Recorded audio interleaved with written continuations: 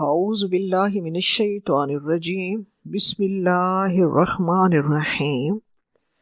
رب اشرح لی صدری ویسر لی امری واحلل عقدۃ من لسانی یفقہوا قولی۔ سورۃ النساء آیت نمبر 109۔ ہا انتم ہؤلاء جادلتم عنہم فی الحیاۃ الدنیا فمن یجادل اللہ عنہم یوم القیامۃ ام من یکون علیہم وکیلا۔ خبردار تم وہ لوگ ہو کہ جھگڑا کیا تم نے اس کی طرف سے دنیا کی زندگی میں، یعنی تم نے مجرم کا طرفدار ہو کر مجرم کے لیے جھگڑا کیا۔ فَمَن يُجَادِلُ اللَّهَ عَنْهُمْ يَوْمَ الْقِيَامَةِ، تو کون جھگڑا کرے گا اللہ سے اس کے بارے میں قیامت کے دن۔ أَم مَن يَكُونُ عَلَيْهِمْ وَكِيلًا، یا کون ہوگا اس پر کارساز، یا کون ہوگا اس کا وکیل۔ سلسلہ کلام وہی گزشتہ آیات والا چل رہا ہے جس میں واقعہ ہے ایک منافق چور کا اور ایک یہودی پر بے گناہ الزام لگانے کا۔ تو رب کریم یہاں ان سے مخاطب ہے، منافق چور کے حمایتی خاندان سے رب کریم یہاں مخاطب ہے کہ آج تم مجرم کے بہت ہی زوردار حمایتی بن گئے ہو، اس لیے کہ وہ تمہارے خاندان اور تمہارے قبیلے کا ہے، اور تم اس کا گناہ چھپا کر اس کی حمایت میں تمام تر اکٹھے ہو گئے ہو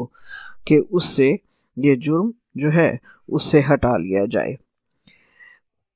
مگر روز محشر اس کا وکیل کون بن کے کھڑا ہوگا، جبکہ تمہارے لیے تو قیامت کے دن تمہارا اپنا یہی گناہ کافی ہوگا کہ تم نے ایک غلط کار کی، ایک مجرم کی تم نے حمایت کی۔ مگر معاملہ یہی ختم نہیں ہو جائے گا۔ قیامت میں جب رب کریم کی بارگاہ میں یہ معاملہ دوبارہ پیش ہوگا تو کیا روز محشر بھی تم مجرم کی حمایت میں اسی طرح کھڑے ہو جاؤ گے؟ نہیں، قرآن پاک ہمیں بتاتا ہے کہ اس دن تو کوئی کسی کو نہیں پوچھے گا، ہر شخص کو اپنی فکر لگی ہوئی ہوگی۔ سورۃ عبسہ میں ہم پڑھتے ہیں یوم یفر المرء من اخیہ، اس دن انسان بھاگے گا اپنے بھائی سے، و امہ و ابیہ، اپنی ماں سے اور اپنے باپ سے، و صاحبتہ و بنیہ، اپنی بیوی سے اور اپنے بیٹے سے۔ لِكُلِّ امْرِئٍ مِّنْهُمْ يَوْمَئِذٍ شَأْنٌ يُغْنِيهِ، اس دن ہر شخص کو ایک فکر ہوگی جو اسے کافی ہوگی، جو اسے بس کر دے گی۔ ہر شخص جو ہے وہ اپنی ہی فکر میں غرق ہوگا، کوئی اس دن کسی کے لیے کسی کے ساتھ کھڑا نہیں ہوگا۔ اس واقعے سے ایک اور بات جو ہمیں پتہ چلتی ہے کہ چوری کا مال اگر کسی کے پاس سے برآمد ہو جائے تو یہ اس بات کا قطعی ثبوت نہیں ہے کہ وہ جہاں سے برآمد ہوا ہے وہی شخص چور ہے۔ بعض اوقات شواہد کچھ اور ہوتے ہیں اور حقیقت کچھ اور ہوتی ہے، اس لیے تحقیق اور مکمل چھان بین کر لینی چاہیے۔ اور دوسری بات جو ہمیں یہاں پتہ چلتی ہے کہ بعض اوقات ہم اپنائیت اور رشتوں کی محبت میں اپنوں کی غلطیوں کو اون کر لیتے ہیں۔ یہ آیت ہمیں ہر معاملے میں احتیاط کا تقاضا کرنا سکھاتی ہے۔ بات یہاں صرف چور اور اس یہودی کی نہیں ہے، بلکہ تا قیامت اللہ تبارک و تعالیٰ نے ہمیں ہدایت دی ہے کہ ہمیشہ سچ کی تحقیق کیا کرو، نہ صرف معاشرتی طور پر بلکہ ہم اپنے گھر میں بھی ہر معاملے میں اللہ تعالیٰ ہمیں اس معاملے میں سچ پر ہونے کی تاکید فرماتا ہے۔ ایک ماں ہونے کے ناطے سب سے زیادہ ماں اپنے بچوں کی حمایت کرتی ہے، اپنا بچہ چاہے 4 سال کا ہو یا 24 سال کا ہو۔ ایک تو اس لیے کہ ماں ہونے کے ناطے ایک تربیت اس نے خود کی ہوتی ہے، اس لیے ایک تو اس کی ایگو درمیان میں آ جاتی ہے، انا سامنے آن کھڑی ہوتی ہے،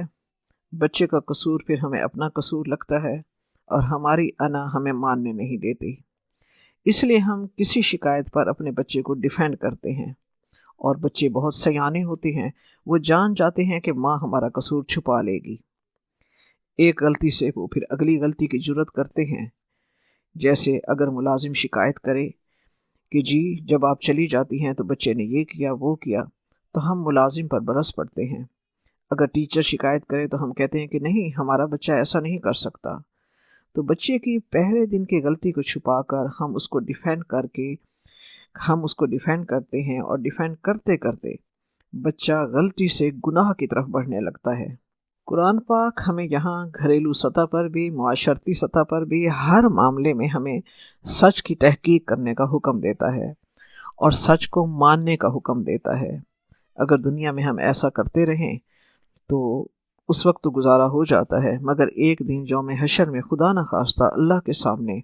اسے گناہ گار یا مجرم کے طور پر نہ کھڑا ہونا پڑے۔ پہلے ہی قدم سے بچے کی شکایت پر تحقیق ضرور کر لیا کریں۔ معاملہ چاہے گھر کی عدالت کو ہو یا حکومتی عدالت کا ہو، ہر معاملے میں سچائی جاننے کی کوشش کریں۔ وہ معاملہ چاہے آپ کی بیٹی یا داماد کا ہو، یا بیٹے اور بہو کا ہو، یا ماں اور بھابھی کا ہو، ہر معاملے میں غلط حمایت کرنے سے پہلے صحیح تحقیق کر لیا کریں تاکہ غلط حمایت کرنے کے گناہ میں مبتلا نہ ہوں۔ آج تو ہم حمایت کر لیں گے، مگر یہی حمایت اسے گناہ کی طرف دلیر بنا دے گی، تو کل کو میدان حشر میں اللہ کے سامنے اس کی حمایت کون کرے گا جبکہ اس وقت کوئی کسی کا نہ ہوگا۔ آیت نمبر 110 ہے، وَمَن يَعْمَلْ سُوءًا أَوْ يَظْلِمْ نَفْسَهُ ثُمَّ يَسْتَغْفِرِ اللَّهَ يَجِدِ اللَّهَ غَفُورًا رَحِيمًا، اور جو کوئی برا عمل کرے، جو کوئی برائی کرے یا کوئی ظلم کرے اپنی جان پر، پھر وہ بخشش مانگے اللہ تعالیٰ سے، تو اللہ تعالیٰ کو بہت بخشنے والا اور رحم کرنے والا پائے گا۔ اس آیت میں رب کریم ہمیں یہ واضح فرما رہا ہے کہ غلطی انسان سے ہو جاتی ہے۔ انسان کو یہ کرنا چاہیے کہ غلطی ہو جانے پر وہ اپنی غلطی پر نادم ہو جائے، غلطی پر نادم ہو اور شرمندہ ہو کر اللہ تبارک تعالیٰ سے اپنی اس غلطی کی معافی مانگے، تو اللہ تعالیٰ کو بہت بخشنے والا اور مہربانی کرنے والا پائے گا۔ یہاں اس واقعے میں ہم نے دیکھا کہ بنو عبیرہ کا یہ چوری کرنے والا منافق مسلمان جو ہے اور اس کے سارے خاندان والے اس کے بے جا حمایتی اور وکالت کرنے والے خائنین جو ہیں، رب کریم ان سے بھی مخاطب ہے کہ اگر وہ اب بھی توبہ کر لیتے اور اللہ تعالیٰ سے اپنے گناہ کی معافی مانگتے اور سچے دل سے اپنے اس فعل بد پر نادم ہوتے، تو اللہ تعالیٰ کو وہ بخشنے والا اور مہربان پاتے۔ انسان خطا کا پتلا ہے۔ ہر وہ شخص جو خطا کے بعد اپنے رب کی طرف جھکے، رب سے معافی مانگے، اپنی غلطی پر نادم ہو، تو اللہ تعالیٰ اپنی پوری وسعت اور رحمت کے ساتھ اسے ڈھانپ لیتا ہے، چاہے وہ گناہ زمین و آسمان سے بھی بڑے ہوں۔ تفسیر ابن کثیر میں ہے کہ بنی اسرائیل میں سے جب کوئی گناہ کرتا تو اس کے دروازے پر قدرتی حروف میں کفارہ لکھا ہوا نظر آ جاتا جو اسے ادا کرنا پڑتا۔ اللہ تبارک و تعالیٰ نے تو اس امت پر آسانی کی ہے، توبہ کرنے سے اللہ تعالیٰ اس امت کے گناہ معاف کر دیتا ہے، مگر توبہ کے لیے توبہ کی شرائط پوری ہوں۔ اگر وہ پوری نہ ہو اور چاہے انسان توبہ کی تسبیح پڑھتا رہے تو اسے توبہ نہیں کہا جائے گا۔ توبہ کے لیے پہلی شرط یہ ہے کہ انسان کے اندر حقیقی پچھتاوا ہو کہ میں یہ کیا کر بیٹھا ہوں۔ توبہ جو ہے وہ لفظوں کا نام نہیں ہے، توبہ احساس کا نام ہے۔ انسان کے پورے وجود کا وہ احساس انسان کے پورے وجود کا احاطہ کرتا ہے۔ توبہ کا یہ احساس اللہ تعالیٰ کے آگے استغفار کی مسنون دعاؤں کی شکل میں انسان کی زبان پر آ جاتا ہے۔ مسنون استغفار کی دعاؤں سے اللہ تعالیٰ سے اپنی خطا کی جب ایک خطا کار معافی مانگتا ہے تو اللہ تبارک و تعالیٰ اسے معاف فرما دیتا ہے۔ تو حقیقی طور پر نادم ہونا توبہ کے لیے شرط اول ہے۔ دوسری شرط یہ ہے کہ دل میں اس کا پختہ ارادہ وہ یہ کرے کہ آئندہ میں یہ غلطی ہے، یہ گناہ بالکل نہیں کروں گا، یعنی اپنی پوری مکمل کوشش اور مکمل عزم کے ساتھ اس کے دل میں یہ تہیہ ہو کہ میں آئندہ یہ غلطی نہیں کروں گا، یعنی غلطی کا احساس اتنا شدید ہو کہ انسان کو گناہ سے نفرت اور آئندہ اس سے دور رہنے کا عزم صمیم اس کے اندر پیدا ہو جائے۔ تیسری شرط کیا ہے کہ اس فعل بد کو چھوڑ کر وہ عمل صالح کی طرف رجوع کی مکمل کوشش کرے۔ جب انسان اس تمام تر احساس اور اس عزم کے ساتھ برا نادم ہو کر اللہ تبارک و تعالیٰ سے اپنے گناہ کی معافی مانگتا ہے تو اللہ تعالیٰ کو ہمیشہ وہ رحیم اور بخشنے والا پاتا ہے۔ اسلامی تعلیمات سے یہ بھی پتہ چلتا ہے کہ اگر انسان سے گناہ یا غلطی ہو جائے تو اپنی غلطی اس گناہ کو لوگوں کے سامنے بیٹھ کر پورے کا پورا چیپٹر کھولنے نہ بیٹھ جائے اور لوگوں کے سامنے اپنے گناہ کی خود تشہیر نہ کرتا پھرے۔ اللہ تعالیٰ کو برائی کی تشہیر پسند نہیں ہے، بلکہ گناہ یا غلطی ہو جانے پر بندہ اپنے رب سے سراپا عجز سراپا تقصیر بن کر صدق کے دل سے رب کریم سے معافی مانگے تو رب کریم کو وہ معاف کرنے والا پائے گا۔ حضرت انس بن مالک رضی اللہ عنہ سے روایت ہے کہ آپ صلی اللہ علیہ وآلہ وسلم نے فرمایا، کل بنی آدم خطاء وخیر الخطائین التوابون، تمام بنی آدم بہت خطا کار ہیں مگر ان خطا کاروں میں سے بہتر وہ ہے جو بار بار توبہ کرنے والے ہوتے ہیں۔ سنن ابن ماجہ اور سنن ترمذی میں یہ حدیث مبارکہ ہے۔ سنن ابن ماجہ میں یہ بھی مذکور ہے کہ حضرت عبداللہ بن مسعود رضی اللہ عنہ سے روایت ہے کہ آپ صلی اللہ علیہ وآلہ وسلم نے فرمایا، التائب من الذنب کمن لا ذنب لہ، گناہ سے توبہ کرنے والا ایسے ہے جیسے اس نے کبھی گناہ کیا ہی نہیں۔ جب انسان گناہ پر نادم ہو کر استغفار کرتا ہے تو اس کے اندر عاجزی پیدا ہو جاتی ہے جو اللہ تبارک و تعالیٰ کو بہت پسند ہے۔ صحیح مسلم میں کتاب التوبہ میں ہے کہ حضرت ابو ہریرہ رضی اللہ عنہ سے روایت ہے کہ آپ صلی اللہ علیہ وآلہ وسلم نے فرمایا، قسم ہے اس ذات کی جس کے ہاتھ میں میری جان ہے، اگر تم لوگ گناہ نہ کرتے تو اللہ تعالیٰ تم کو لے جاتا اور ایسے لوگوں کو لے آتا جو گناہ کرتے، پھر وہ اللہ تعالیٰ سے استغفار کرتے اور توبہ کرتے تو اللہ تبارک و تعالیٰ انہیں معاف فرما دیتا۔ مسلم شریف میں حدیث مبارکہ ہے کہ حضرت ابو ہریرہ رضی اللہ عنہ سے روایت ہے کہ آپ صلی اللہ علیہ وآلہ وسلم نے فرمایا، جس نے سورج مغرب سے طلوع ہونے سے پہلے توبہ کر لی، اللہ تبارک و تعالیٰ اس کی توبہ قبول فرماتا ہے، اللہ تعالیٰ اس کی توبہ قبول فرمائے گا۔ آیت نمبر 111 اور 112 کو اکٹھا لیں گے۔ وَمَن يَكْسِبْ إِثْمًا فَإِنَّمَا يَكْسِبُهُ عَلَى نَفْسِهِ وَكَانَ اللَّهُ عَلِيمًا حَكِيمًا، اور جو کوئی کمائے گناہ تو بے شک وہ جب کماتا ہے اپنے ہی خلاف، اور اللہ تعالیٰ بہت علم والا اور حکمت والا ہے۔ آیت نمبر 112 ہے، وَمَن يَكْسِبْ خَطِيئَةً أَوْ إِثْمًا ثُمَّ يَرْمِ بِهِ بَرِيئًا فَقَدِ احْتَمَلَ بُهْتَانًا وَإِثْمًا مُبِينًا، اور جو کوئی کمائے کوئی خطا یا کوئی گناہ پھر وہ الزام لگا دے کسی بے گناہ پر تو پس تحقیق اس نے اٹھایا بہتان اور کھلا گناہ۔ خطا بلا ارادہ غلطی کو کہا جاتا ہے اور اسم ارادے سے گناہ کرنے کو کہا جاتا ہے۔ اس آیت میں اللہ تبارک و تعالیٰ فرماتا ہے کہ جو شخص بھی گناہ کرتا ہے وہ اپنا ہی برا کرتا ہے، وہ اپنی جان پر ظلم کرتا ہے، جیسے قرآن پاک میں رب کریم نے بتایا، لا تزر وازرۃ وزر اخری، کوئی بوجھ اٹھانے والا بوجھ نہیں اٹھائے گا کسی دوسرے کا بوجھ۔ اپنے گناہ کا بوجھ ہر کسی کو خود ہی اٹھانا ہوگا،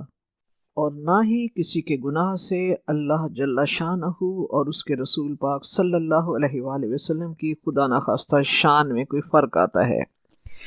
حدیث قدسی کا مفہوم ہے کہ رب کریم فرماتا ہے، اے میرے بندو، اگر تم تمام اولین اور آخرین اور تمام جین و انس سب کے سب دنیا کے بدترین فاسق و فاجر انسان جیسے بن جاؤ تب بھی میری سلطنت میں کوئی کمی نہیں آئے گی، اور اگر تم سب کے سب اولین اور آخرین اور جن و انس متقی ترین انسان بن جاؤ تب بھی میری سلطنت میں کوئی اضافہ نہیں ہوگا۔ اس سے معلوم ہوا کہ انسان کے گناہ کا نقصان اس کی اپنی ذات کو پہنچتا ہے، وہ اللہ تبارک و تعالیٰ کا کچھ نہیں بگاڑتا۔ اس لیے موت سے پہلے اپنے گناہوں کی معافی مانگنی چاہیے، اور اچھا ہے کہ انسان فوراً نادم ہو کر صدق کے دل سے اللہ تبارک و تعالیٰ سے اپنے گناہ کی معافی مانگے۔ اور جو کوئی اس کے الٹ کرے، یعنی ایک گناہ کرے اور اس گناہ کے بعد وہ نادم بھی نہ ہو، اس کی معافی بھی نہ مانگے، بلکہ اس کے الٹ یہ کرے کہ گناہ پر نادم ہونے کی بجائے اس کا الزام الٹا کسی بے قصور پر لگا دے، جیسے بنو عبیرق کے اس منافق مسلمان نے کیا اور اس کے خاندان والوں نے اس کا ساتھ دیا۔ تو رب کریم فرماتا ہے جو ایسا کرے گا وہ اللہ تعالیٰ کی طرف سے سزا اور دوہری سزا کا مستحق ہوگا، ایک گناہ جو اس نے کیا اور دوسرا کسی بے قصور پر بہتان لگانے کا گناہ، اسے دوہرے گناہ کی سزا ملے گی۔ آیت نمبر 113 ہے، وَلَوْلَا فَضْلُ اللَّهِ عَلَيْكَ وَرَحْمَتُهُ لَهَمَّتْ طَائِفَةٌ مِّنْهُمْ أَن يُضِلُّوكَ وما يضلون إلا أنفسهم وما يضرونك من شيء وأنزل الله عليك الكتاب والحكمة وعلمك ما لم تكن تعلم وكان فضل الله عليك عظيما۔ اور اگر اللہ تبارک و تعالیٰ کا فضل آپ پر، اللہ تعالیٰ کا فضل اور اس کی رحمت آپ پر نہ ہوتی تو ایک گروہ نے البتہ ارادہ کر لیا تھا، ان میں سے ایک گروہ نے البتہ ارادہ کر لیا تھا کہ وہ آپ کو خدا نخواستہ بہکا دیں گے، اور وہ نہیں بہکاتے مگر اپنے آپ کو، اور وہ نہیں نقصان کر سکتے آپ صلی اللہ علیہ وآلہ وسلم کا کچھ بھی۔ اور اللہ تعالیٰ نے آپ پر کتاب اور حکمت نازل کی اور آپ کو وہ سکھایا جو اس سے پہلے آپ نہیں جانتے تھے، اور آپ پر اللہ تعالیٰ کا فضل بہت بڑا ہے۔ سلسلہ کلام اسی واقعے کا چل رہا ہے، اور وہ لولا کا تعلق بھی اسی واقعے سے ہے کہ اللہ تبارک و تعالیٰ جو آپ صلی اللہ علیہ وآلہ وسلم کی آپ صلی اللہ علیہ وسلم کی عصمت کا حقیقی نگہبان ہے۔ آپ کو اس خطرناک موقع پر اللہ تبارک و تعالیٰ نے خائنوں کی طرفداری سے بچا لیا اور اصل واقعے کو صاف طور پر آپ صلی اللہ علیہ وآلہ وسلم پر واضح فرما دیا۔ مجرم قبیلے کے تو تمام قبیلے والے اکٹھے ہو گئے تھے کہ وہ غلط گواہیاں پیش کر کے آپ صلی اللہ علیہ وآلہ وسلم سے کسی طرح غلط فیصلہ کروا لیں اور عدالت محمدی سے ظلم پر مبنی ایک فیصلہ صادر ہو جائے۔ اگر خدا نخواستہ وہ ایسا کرنے میں کامیاب ہو جاتے، مگر اللہ تبارک و تعالیٰ نے انہیں کامیاب نہیں ہونے دیا۔ اللہ تبارک و تعالیٰ نے اپنی وحی کے ذریعے صحیح وقت پر اپنے پیارے حبیب حضرت محمد صلی اللہ علیہ وآلہ وسلم کو تمام حقائق سے آگاہ کر دیا۔ اگر خدا نخواستہ وہ خائن قبیلہ اور مجرم کامیاب ہو جاتے اور وہ اپنے حق میں فیصلہ کروا دیتے تو اس کے نتائج صرف یہی نہیں ہوتے کہ مجرم بچ جاتا اور بے قصور مجرم قرار پاتا، بلکہ اس کے نتائج اس سے بھی بہت دور رس تھے۔ عوام الناس کی نظروں میں مسلمانوں کی ساکھ اور مسلمانوں کا وقار مجروح ہو جاتا، چونکہ اسلام کو ابھی سیاسی فتح حاصل نہیں ہوئی تھی، مگر اخلاقی سطح پر مسلمانوں کی دھاک بیٹھ چکی تھی۔ تو اس فیصلے سے یہود جو کمزوریوں کی تلاش میں ہر وقت رہتے تھے اور وہ تعصب ہی کی اینک سے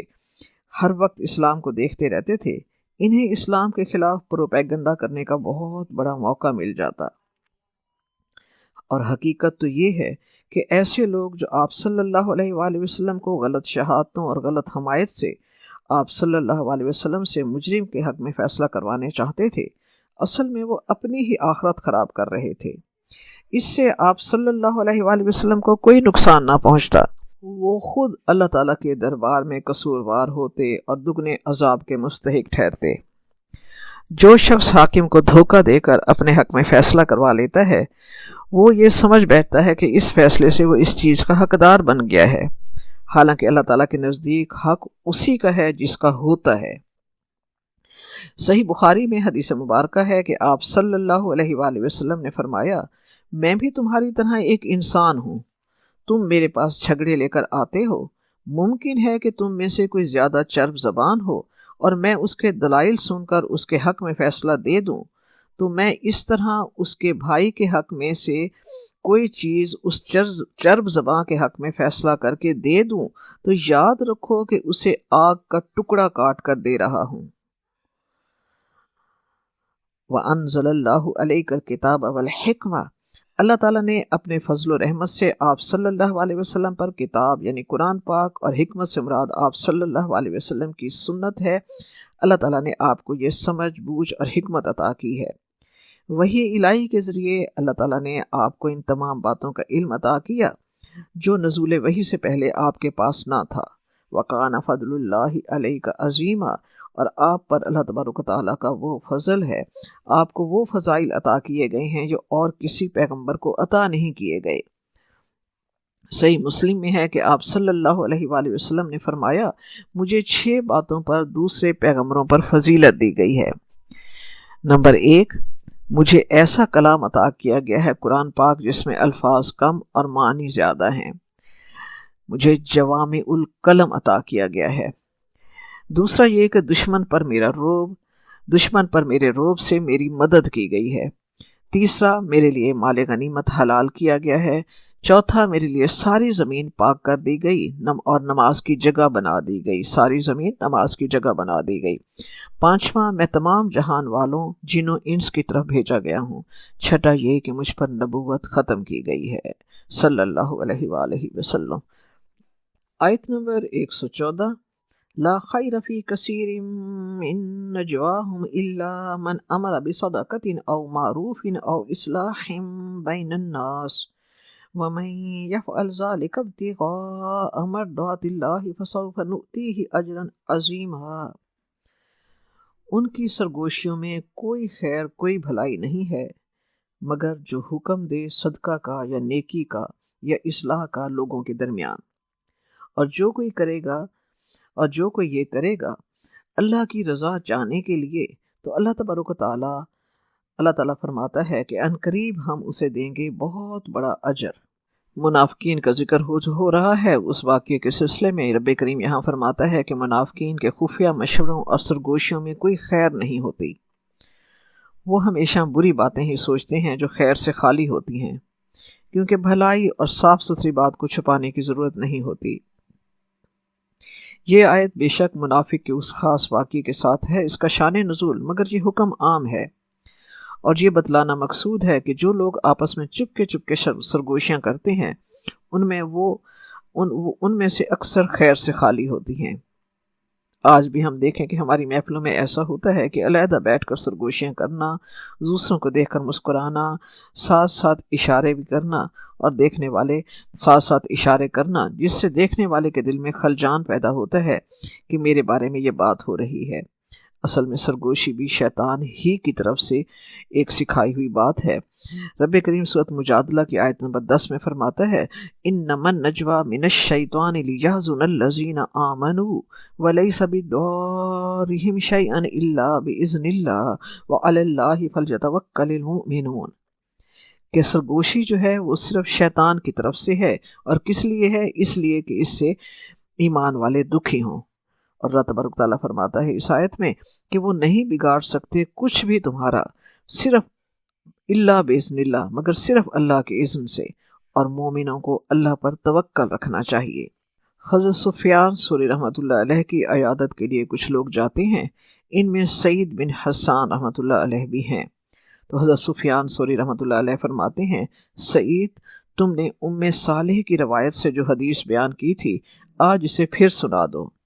سعید بن حسان سند کے ساتھ بیان کرتے ہوئے فرماتے ہیں کہ آپ صلی اللہ علیہ وآلہ وسلم نے فرمایا، انسان کی تمام باتیں قابل مواخذہ ہیں سوائے اللہ کے ذکر اور اچھے کام کے بتانے کے اور برے کام سے روکنے کے۔ آیت کے الفاظ سے پتہ چلتا ہے کہ 3 باتوں کے لیے سرگوشی مستحسن ہے۔ الا من امر بصدقہ، جو صدقہ کا حکم دے یا جو صدقہ کے لیے مشورہ کرے، اور معروف یا نیکی کا حکم دے، اور اصلاح بین الناس، یا لوگوں کے درمیان صلح کرانے کے لیے آپس میں مشورہ کرے۔ تو اس سے ظاہر ہوتا ہے کہ خیر کے کام کے لیے کی گئی سرگوشی جو ہے وہ مستحسن ہے۔ جیسے مجلس شورا میں اللہ کے نیک بندے کار خیر کے لیے سرگوشی کرتے ہیں، جس میں دوسروں کے لیے ہمدردی یا خیرات کرنے کی ہدایت یا شر و فتنہ کے دور کرنے کی کوئی تدبیر ہوتی ہے، یا 2 انسانوں میں صلح کی غرض سے آپس میں جو خفیہ مشورہ کیا جاتا ہے۔ ایک روز آپ صلی اللہ علیہ وآلہ وسلم نے صحابہ کرام رضی اللہ تعالیٰ عنہم سے فرمایا کہ میں تمہیں ایسا عمل بتاؤں جو روزہ، نماز اور صدقہ سے بھی افضل ہے۔ صحابہ کرام رضی اللہ عنہم نے فرمایا، ہاں یا رسول اللہ۔ آپ صلی اللہ علیہ وآلہ وسلم نے فرمایا، لوگوں کے درمیان صلح کروانا۔ آپ صلی اللہ علیہ وآلہ وسلم نے حضرت ابو ایوب انصاری سے فرمایا، میں تجھے ایک تجارت بتاؤں کہ جب لوگ جھگڑ رہے ہوں تو ان میں مصالحت کرا دے، جب لوگ ایک دوسرے سے رنجیدہ ہوں تو انہیں ملا دے، یہ بہت نفع کی تجارت ہے۔ حضرت ام کلثوم بنت عقبہ رضی اللہ تعالی عنہ فرماتی ہیں کہ میں نے رسول پاک صلی اللہ علیہ وآلہ وسلم کو ادھر کی بات ادھر کہنے کی 3 صورتوں میں اجازت دیتے ہوئے سنا: جہاد کی ترغیب دینے کے لیے، لوگوں میں صلح کرانے کے لیے، اور میاں بیوی کو ملانے کی صورت میں۔ رب کریم فرماتا ہے کہ من یفعل ذالک، جو ایسا کرے گا، جو ایسی بھلی باتیں رب کریم کی رضامندی اور خلوص نیت کے ساتھ کرے گا، وہ اجر پائے گا۔ آیت نمبر 115 ہے وَمَن يُشَاقِقِ الرَّسُولَ مِن بَعْدِ مَا تَبَيَّنَ لَهُ الْهُدَى وَيَتَّبِعْ غَيْرَ سَبِيلِ الْمُؤْمِنِينَ نُوَلِّهِ مَا تَوَلَّى وَنُصْلِهِ جَهَنَّمَ وَسَاءَتْ مَصِيرًا۔ اور جو مخالفت کرے رسول کی اس کے بعد کہ اس پر ہدایت واضح ہو چکی ہو، اور وہ پیروی کرے مومنین کے راستے کے علاوہ، تو ہم پھیر دیں گے اسے جدھر وہ پھر گیا، اور ہم جلائیں گے اسے جہنم کی آگ میں، اور کتنی بری ہے یہ لوٹنے کی جگہ۔ اس آیت میں مخالفت رسول پاک صلی اللہ علیہ وآلہ وسلم کا انجام بتایا گیا ہے۔ ربط مضمون کے لحاظ سے اس آیت کا خطاب اسی منافق چور کی طرف ہے۔ جب آپ صلی اللہ علیہ وسلم نے وحی الہی کی روشنی میں مقدمہ کا فیصلہ بے گناہ یہودی کے حق میں دے دیا تو منافق کو سخت صدمہ ہوا۔ وہ مدینہ سے نکل کر اسلام اور رسول خدا صلی اللہ علیہ وسلم کے دشمنوں کے پاس چلا گیا اور کھلا مخالفت پر اتر آیا اور مرتد ہو کر دشمنوں سے مل گیا۔ پہلے منافق تھا اور اب کھلا کافر اور مشرک بن گیا۔ شان نزول بے شک اس واقعے کے ساتھ خاص ہے، مگر حکم عام ہے، سب کے لیے ہے، اور یہ حکم قیامت تک کے لیے ہے۔ یعنی جو شخص غیر شرعی طریق پر چلے، یعنی شرع ایک طرف ہو اور اس کی راہ دوسری طرف ہو، فرمان رسول پاک صلی اللہ علیہ وسلم اور ہو اور اس کا عمل اور ہو، حالانکہ اس پر حق واضح ہو چکا ہو اور وہ دلیل بھی دیکھ چکا ہو، پھر بھی وہ رسول پاک صلی اللہ علیہ وآلہ وسلم کی مخالفت کر کے مسلمانوں کی صاف راہ سے ہٹ جائے، تو اللہ تبارک و تعالیٰ کا طریقہ ہے کہ پھر اللہ اسے ٹیڑھی راہ اور بری راہ کی طرف ہی لگا دیتا ہے، پھر اسے وہی غلط راہ اچھی اور بھلی لگنے لگتی ہے، یہاں تک کہ بیچوں بیچ جہنم میں جا پہنچتا ہے۔ تو مومنوں کی راہ کے علاوہ دوسری کوئی راہ اختیار کرنا دراصل رسول اللہ صلی اللہ علیہ وآلہ وسلم کی مخالفت اور دشمنی کے مترادف ہے۔ یہ مجرم بھی منافق مسلمان جو تھا، یہ بھی جب اس کے حق میں فیصلہ نہ ہوا تو وہ مدینہ چھوڑ کر مکہ چلا گیا اور مرتد ہو کر دشمنوں سے مل گیا اور موحد کی بجائے مشرک بن گیا۔ ربنا تقبل منا انك انت السميع العليم وتب علينا انك انت التواب الرحيم آمين ثم آمين۔